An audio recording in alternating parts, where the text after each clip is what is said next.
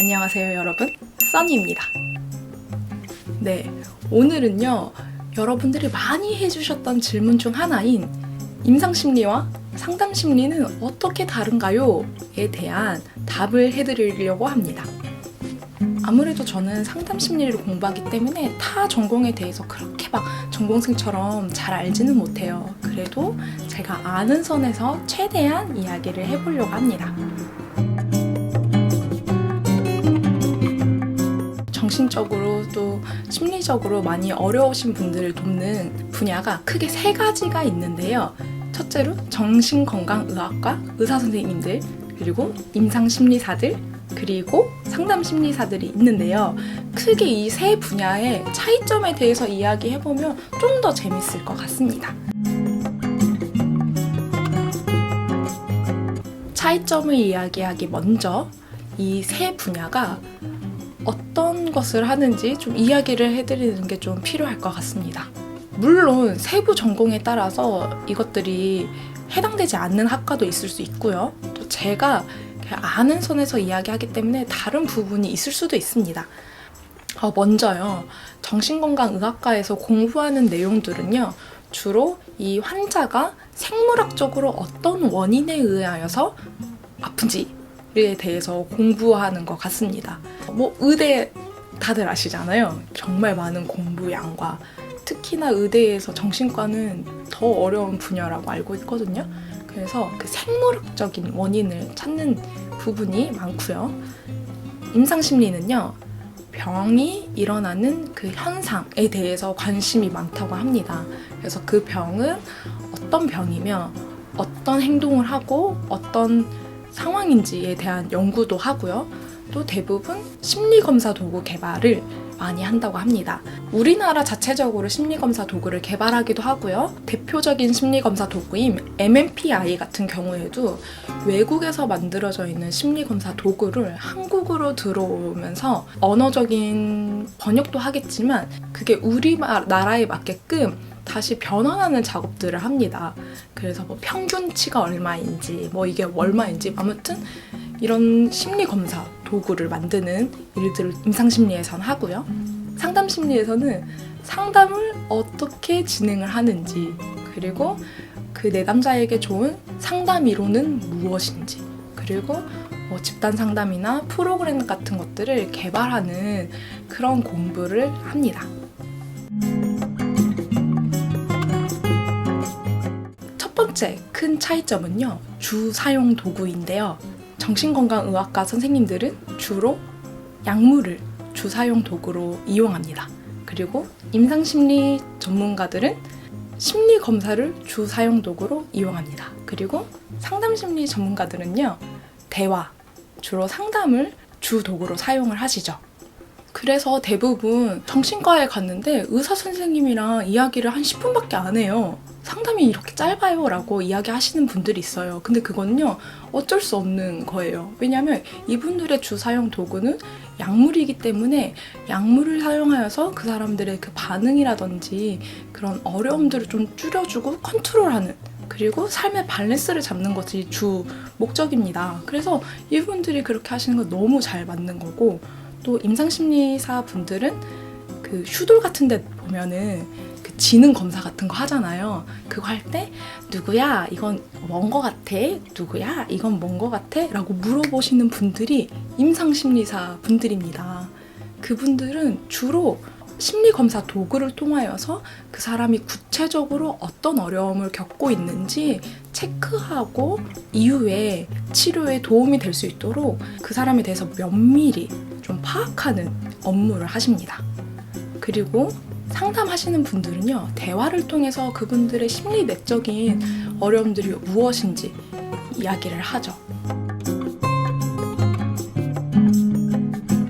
두 번째 큰 차이점은 수련 과정과 또 주로 근무하는 장소의 차이점을 들 수 있겠는데요.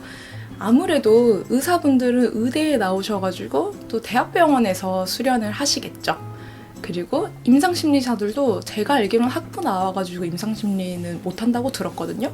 석사 진학은 기본이고 석사 졸업 후에 3년 동안 정신과 병원에서 수련을 하는데요. 대부분 정신과에 방문하신 환자들을 심리검사를 진행을 하고 또 그분이 어떤 질병인지 좀 체크해서 의사와 함께 진단을 내리는 그런 역할을 하게 된다고 합니다.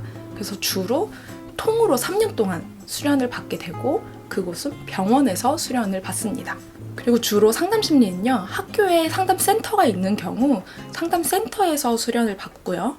그 외에 수련이 없는 경우에는 인턴이나 레지던트 이렇게 자기가 원하는 상담센터에 그 프로그램을 신청해서 인턴, 레지 수련을 받습니다. 하지만 이게 수련이 뭐 1년, 2년, 3년 이렇게 통으로 묶여 있는 게 아니고요. 대부분 짧게는 한 학기에서 1년 정도 시간이 걸립니다. 그래서 여기서 수련해서 자격증을 따면 됩니다.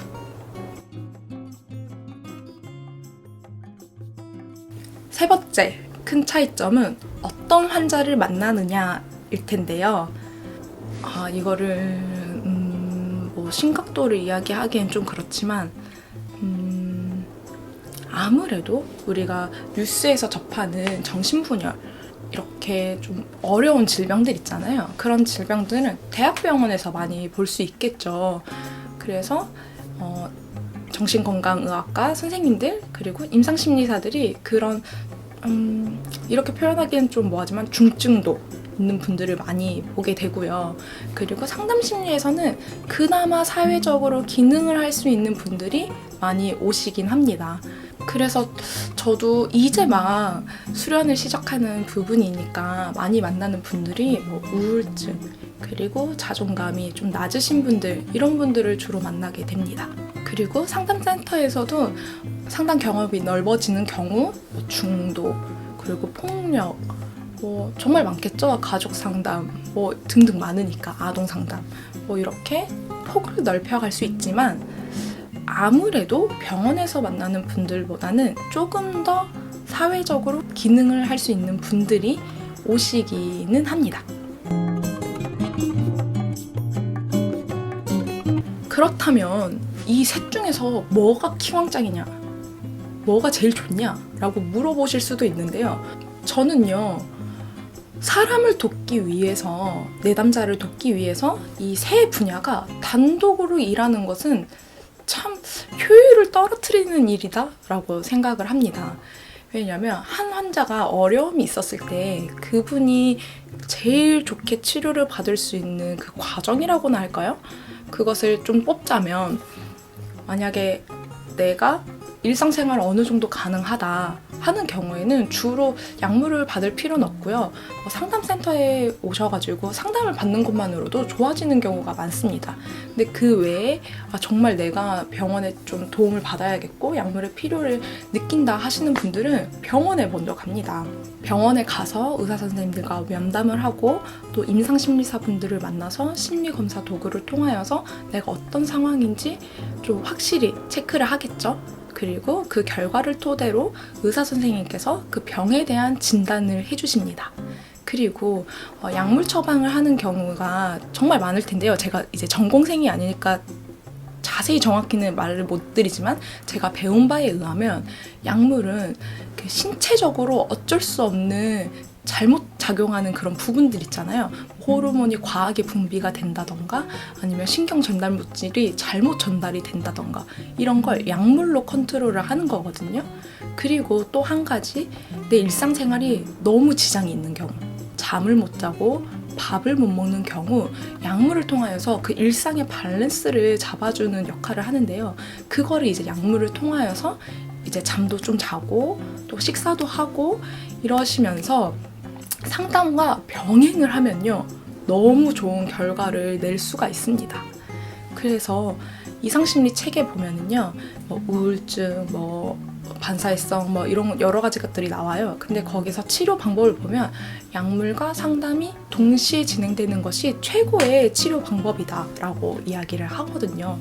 그래서 이 세 분야가 따로따로 있는 것보다는요 함께 같이 한 공간에서 협업하진 않지만 함께 이것들을 진행하는 것이 너무 좋다고 생각합니다.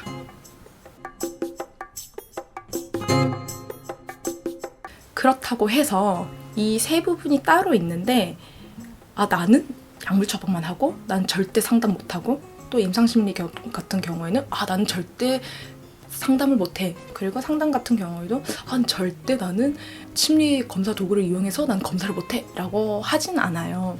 저희도 심리 검사를 사용합니다.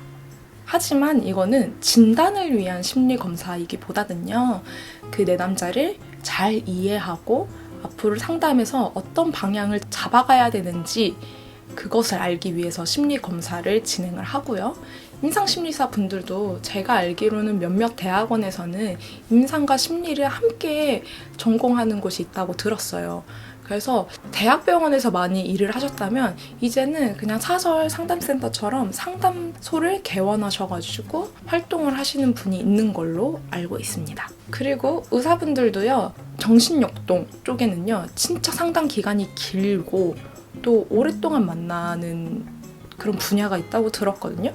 그러니까 이렇게 세 분야가 나눠져 있지만 다른 분야의 주 사용 도구를 사용할 수도 있다는 것이죠. 물론 저희가 약물 처방은 못하겠지만요.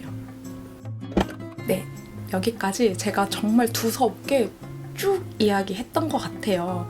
제가 아는 선에서 대답을 해보려고 했는데 좀 도움이 되셨는지 잘 모르겠습니다. 궁금한 부분들이 있다면 이 영상에 댓글 남겨주시고요. 또 이 주제 말고 또 다른 부분이 궁금하시다면 또 이 댓글에 남겨주세요. 그러면 제가 앞으로 영상 만드는데 큰 도움이 될 것 같습니다. 이번 영상도 도움이 되셨다면 좋아요와 댓글, 구독하기, 알람을 켜주세요. 여러분 안녕.